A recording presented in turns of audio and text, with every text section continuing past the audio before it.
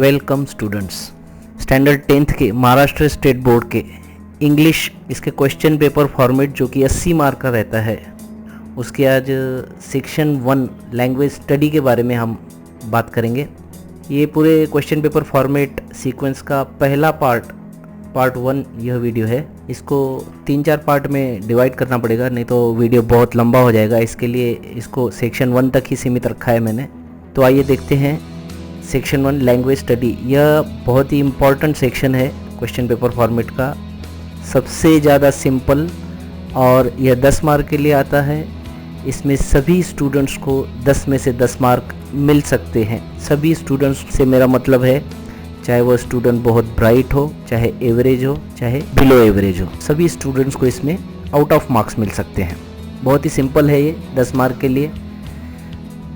इसमें जो है इस क्वेश्चन के 2 पार्ट रहते हैं। एक 8 मार्क के लिए रहता है जिसमें 6 सब क्वेश्चंस रहते हैं, इसमें से 4 सॉल्व करने होते हैं। और जो सेक्शन बी रहता है वह 2 मार्क के लिए रहता है।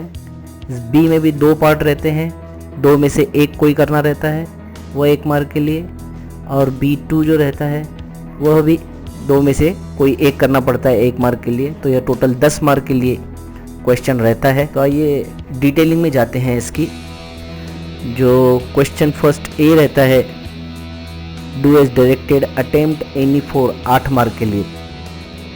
तो इसमें 6 एक्टिविटीज़ रहती हैं, इसमें से 4 एक्टिविटीज़ करनी होती हैं। हर एक एक्टिविटी 2 मार्क के लिए रहती है। तो अपेक्षित होता है कि आप कम से कम 5 एक्टिविटीज़ सॉल्व करें, ताकि एक आधी एक्टिविटी में एक आधी कोई मिस्टेक आपसे हो गई तो आपको बाकी की 4 एक्टिविटीज़ में आउट ऑफ मार्क्स 8 मार्क मिल जाएं। तो इसमें जो पहला सब क्वेश्चन रहता है वो रहता है complete the following words by using correct letters.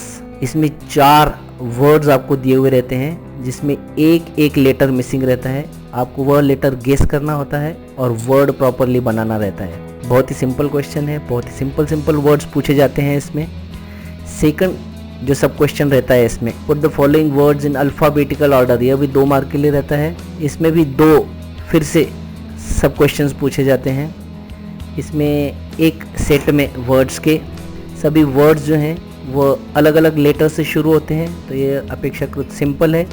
और दूसरा जो सेट रहता है उसमें सभी वर्ड्स एक ही लेटर से शुरू होने वाले रहते हैं। तो ये थोड़ा सा आपको ध्यान से करना पड़ता है, अरेंज करना पड़ता है वर्ड्स को अल्फ़ाबेटिकल ऑर्डर में।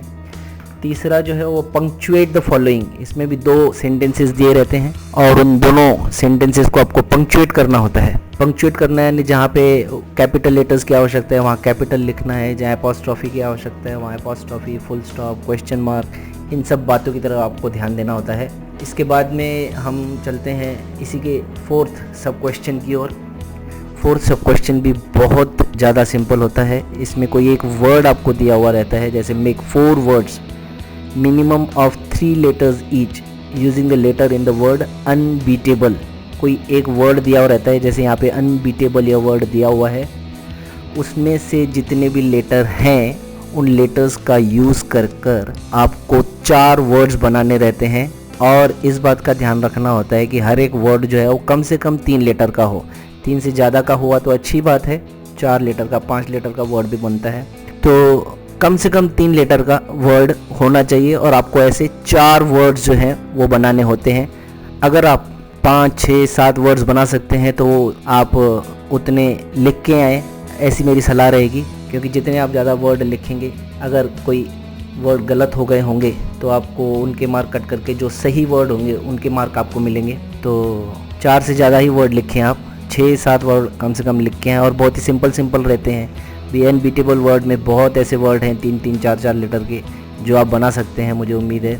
इसके पश्चात जो है 5th sub question, write the related words as shown in the example. As shown in the example ये जो है बहुत इंपॉर्टेंट पार्ट है इस क्वेश्चन का। इसमें एक राउंड डायग्राम आपको दी जाती है जिसमें आपको सेंटर वर्ड से रिलेटेड वर्ड्स लिखने होते हैं। जैसे यहाँ पर जो है वो स्काई ये बीच में दिया हुआ है, और एक एग्जाम्पल आपको दिया हुआ है वास्ट। स्काई जो है वह नाउन, पार्ट ऑफ स्पीच जो है उसका नाउन है, और वास्ट जो है वह एडजेक्टिव है। तो आपको स्काई से रिलेटेड एडजेक्टिव लिखने हैं 4। कभी कभार वर्ब दिया हुआ रहता है और जैसे वास्ट है वहाँ पे कोई एडवर्ब दिया हुआ रहता है, तो आपको सब एडवर्ब्स लिखने होते हैं। कभी बीच में एडजेक्टिव दिया हुआ रहता है और वास्ट की जगह पे ऐसे नाउन दिया हुआ रहता है, तो आपको सब नाउन लिखने होते हैं। तो इस बात की ओर आपको बहुत ध्यान देना है कि जो एग्जाम्पल में दिखाया गया है वही आपको लिखने हैं। स्काई नाउन है, वास्ट जो है वो लिखा हुआ है एडजेक्टिव, तो आपको सभी एडजेक्टिव लिखने हैं। तो 4 एडजेक्टिव आपको स्काई से रिलेटेड लिखने हैं। इसके बाद में लास्ट सब क्वेश्चन जो है वो है complete the word chain of nouns. यहाँ पे भी पार्ट ऑफ स्पीच पे आपको बहुत ध्यान देना है। नाउन की वर्ड चेन जो है वो आपको कंप्लीट करनी है। ऐड 4 वर्ड्स, 4 वर्ड्स आपको लिखने हैं, each beginning with the last letter of the previous word. हर एक वर्ड जो रहता है वर्ड चेन में वह प्रीवियस वर्ड के, पिछला जो भी वर्ड आपने लिखा हुआ है या उन्होंने दिया हुआ है उसके लास्ट लेटर से शुरू होगा। जैसे यहाँ पे रोड दिया हुआ है, तो इसका आपका जो पहला वर्ड आएगा यहाँ पे आप लिखोगे तो वह डी से शुरू होने वाला चाहिए और वह नाउन होना चाहिए। आपके चारों वर्ड नाउन होने चाहिए और जो भी आपका नेक्स्ट वर्ड आएगा वो पिछले वर्ड के लास्ट लेटर से शुरू होने वाला चाहिए। इतना सिंपल रहता है ये। 4 नाउन्स आपको लिखने हैं और आपको 2 मार्क इसमें आराम से मिल जाते हैं। सेक्शन 1 का जो क्वेश्चन फर्स्ट का बी पार्ट है उसकी ओर चलते हैं। तो इसमें जैसे मैंने पहले बताया वो भी डू एज डायरेक्टेड है, 2 मार्क के लिए। इसमें B1 और B2 रहते हैं। जो B1 में जो रहता है वो अटेम्प्ट एनी वन, 2 सब क्वेश्चंस आपको दिए हुए रहते हैं, इसमें से आपको एक करना होता है।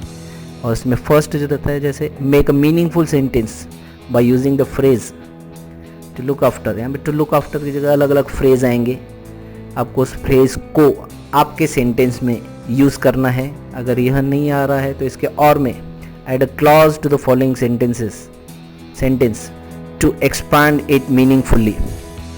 एक सेंटेंस दिया हुआ रहेगा, जैसे यहाँ दिया हुआ है you are my friend. You are my friend, इसके पहले या इसके बाद में आपको क्लॉज ऐड करना है और सेंटेंस को एक्सपैंड करना है मीनिंगफुली। ये 1 मार्क के लिए इन दोनों में से एक करना है। और जो B2 है इसमें भी 2 क्वेश्चंस दिए हुए रहेंगे, उसमें से आपको एक अटेम्प्ट करना है। जैसे यहाँ पे फर्स्ट दिया हुआ है ऐड अ प्रीफिक्स और suffix to make new words. 2 word आपको दिए हुए रहेंगे, तो उनको प्रीफिक्स लगा के आपको वर्ड को बड़ा बनाना है या सफिक्स लगा के। यहाँ पे हेल्प और करेक्ट दिए हुए हैं, तो हेल्पफुल, हेल्पलेस, इनको सफिक्सेस लगेंगे। 2 सफिक्स लग सकते हैं इसको। करेक्ट, इसको इनकरेक्ट प्रीफिक्स लग सकता है। इसके बाद में अगर यह आपको प्रीफिक्स और सफिक्स का नहीं समझ में आ रहा है तो आप इसका दूसरा पार्ट जो है वो आप अटेम्प्ट कर सकते हैं। जैसे यहाँ दिया हुआ है make a meaningful sentence using any one of the following words. वही 2 वर्ड नीचे दिए हुए रहेंगे और उन्हीं 2 में से किसी एक वर्ड को लेके आपको सेंटेंस बनाना होता है। उस वर्ड को मीनिंगफुली अप्लाई करना होता है, सेंटेंस में यूज़ करना होता है उस सेंटेंस में। तो यहाँ पे आपका सेक्शन 1 लैंग्वेज स्टडी कंप्लीट होता है और बहुत ही सिंपल सेक्शन है। जैसे मैंने पहले बताया, आप 10 में से 10 मार्क इस सेक्शन में ले सकते हैं। और अगर आपको कॉन्फिडेंस आ जाता है इस सेक्शन में तो आगे का पेपर जो है वो बहुत ही सिंपल हो जाता है आपके लिए। तो मुझे उम्मीद है आप इस सेक्शन को बहुत अच्छे से सॉल्व करेंगे। Thank you.